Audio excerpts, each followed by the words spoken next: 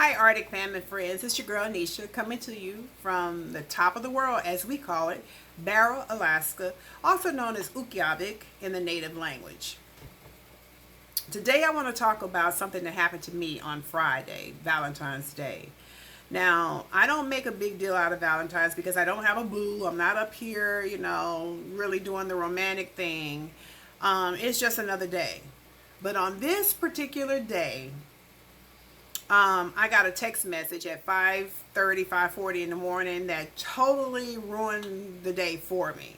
And that's what we're going to be talking about today. Now, if this is your first time stopping by my channel, welcome. Thank you for tuning in. If you could hit that subscribe button, I would appreciate it. It's free and it will help my channel out tremendously. Also, click on the notification bell so that you can be reminded by YouTube when I actually upload. But basically, I upload on the weekends. So I'm not going to have like tons of videos, flooding your inbox, So just go ahead and click on the notification bell and like the video if you like it. And make sure you please drop your comment in below. Just be mindful. Let's be polite. You don't have to be vicious about it or anything. But I do want to get some comments on this topic because I don't know if I'm wrong, if this person was wrong.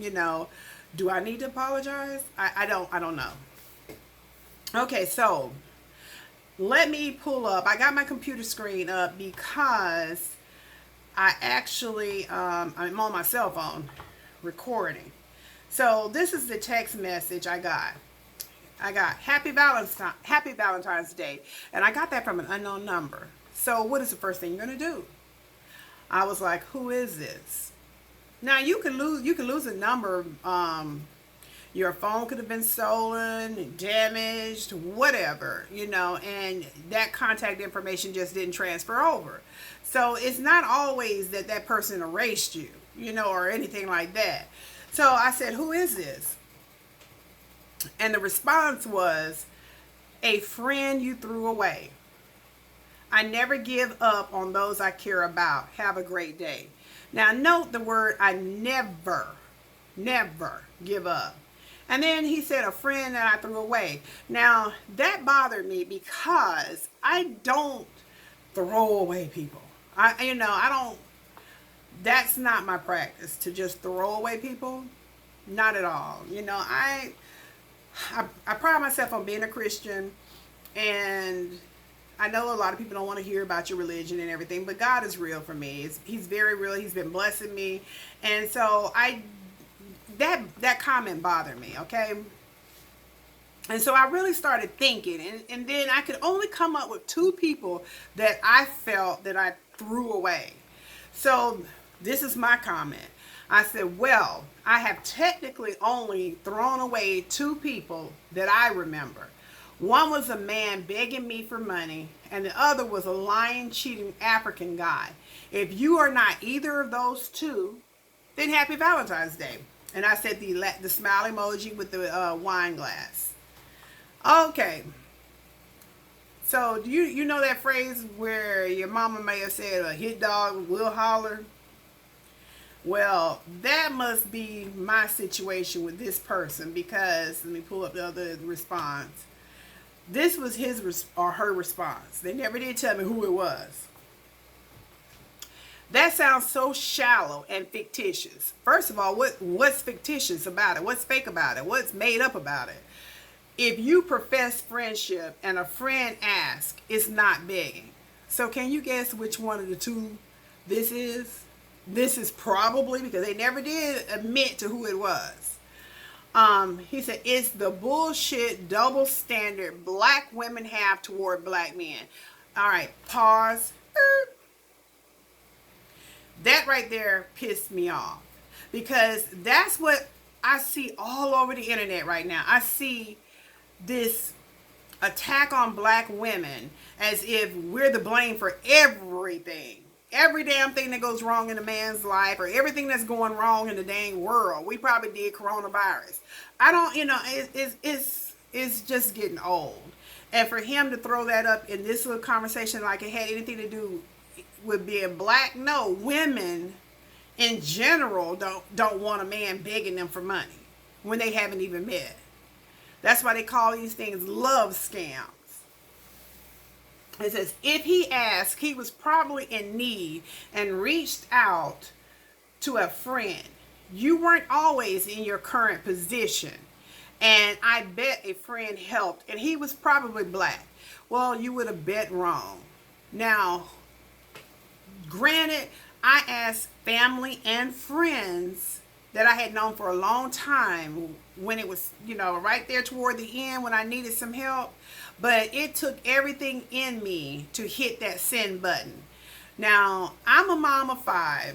I raised 5 kids. And it was a struggle.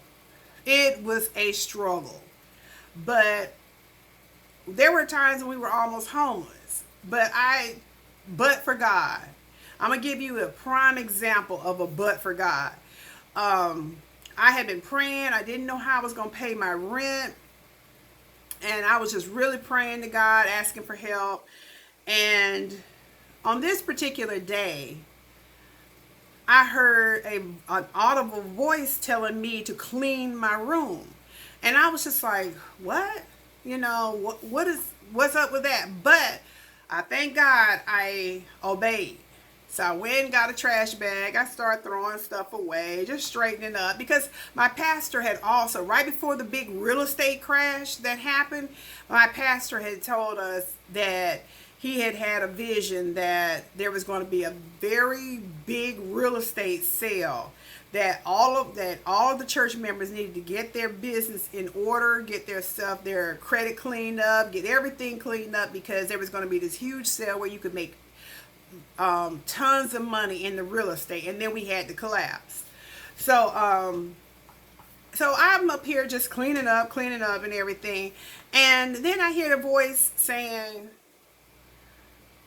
go back through that bag.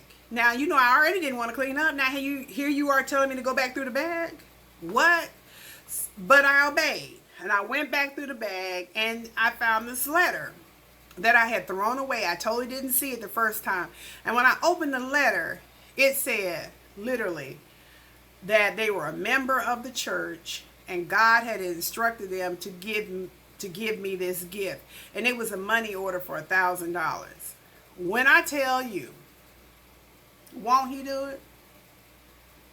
I was shouting and praising and just, I almost threw away $1,000, and that was the one time that I could say without a shadow of a doubt that I heard God's voice.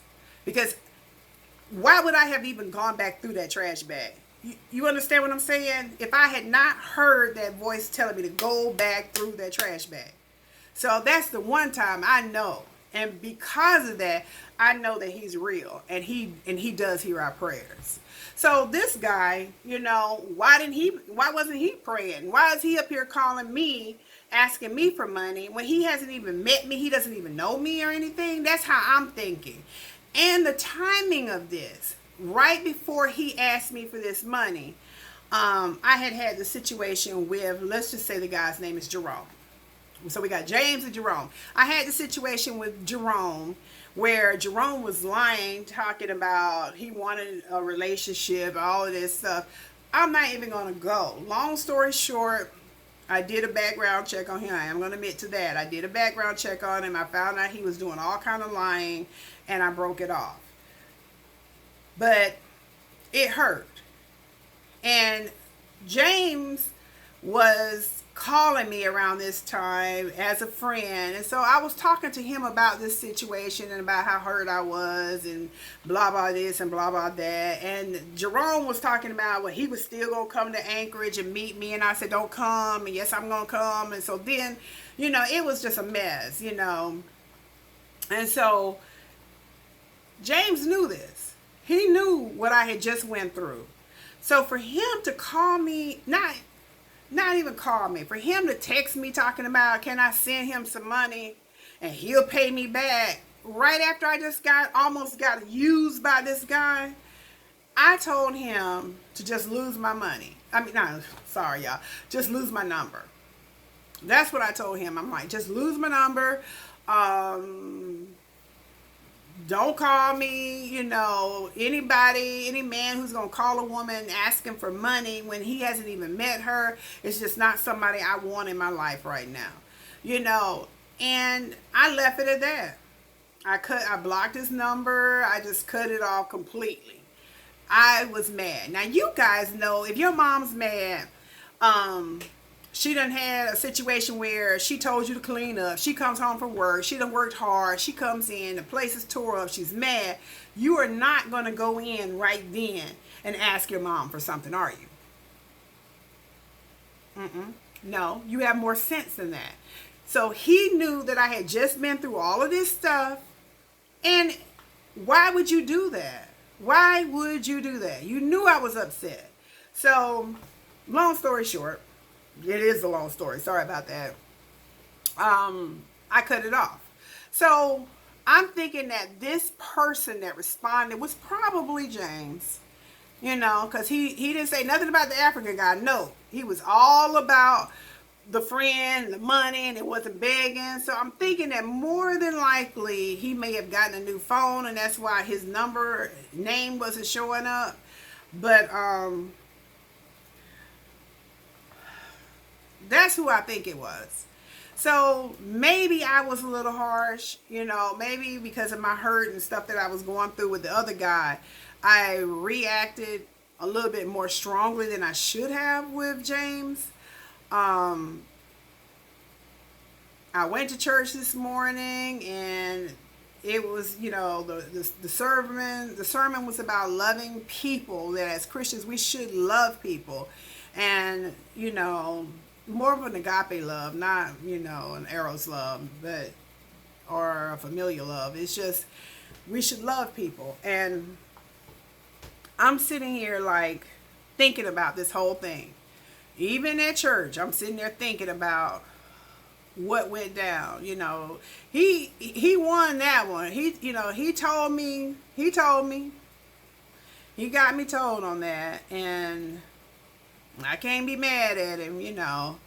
But just put in the comment box what you think. You think I was wrong, that I was a little too harsh to cut it off? I had just got through talking to a friend, and she was talking about how this guy was leading her friend on, and talking about he was having surgery, he needed some money, and she sent him like $7,000, and and it turns out to be she didn't hear from him again. And I've heard story after story like that, and they call those love scams. And men are out here preying on women. So when you don't even know me and you just come out the blue asking, that's what I was thinking. Especially when you didn't hardly contact me. He would say, he would send a little message or something, and then 6 months later, 6 months will go by and I didn't hear from him. And then here he comes again. And then 6 months more, and here he comes again. So, was I too strong on that? That's one thing. Drop your comments in the box below. Now, as always, I like to show you guys what I'm doing. Now, this is something that I was working on. Let me see. Oh, dang, I dropped it. Okay, I'm not finished, but this is the piece that I'm working on now for one of the nurses. Her name is Dee. And you see the light reflecting on that. Sorry, it's not finished. I need to put some more things on it. Now she has an option of choosing that one, or hold on just a minute.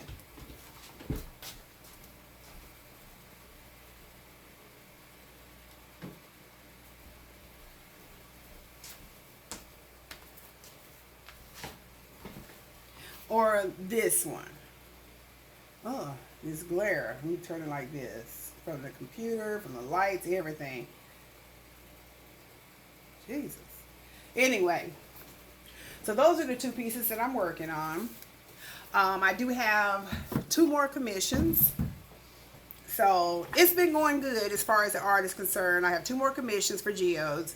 I have 3 paintings in the craft room that I am working on. So as soon as I get through with those, I'll be putting those up on the shelf. And then I'll start working on some more geodes. to actually for the sale at the end of the year. So things are going good. I'm always grateful for more commissions. I do try to do, when I get a commission, I actually give them two options to choose from. They can tell me the colors, but I'll make two of them for them to choose from, because that's just my business model, my plan. So I just want to say thank you for dropping into my channel, and I'll be looking forward to seeing you guys and talking to you guys next weekend. All right, take care, love you, peace out.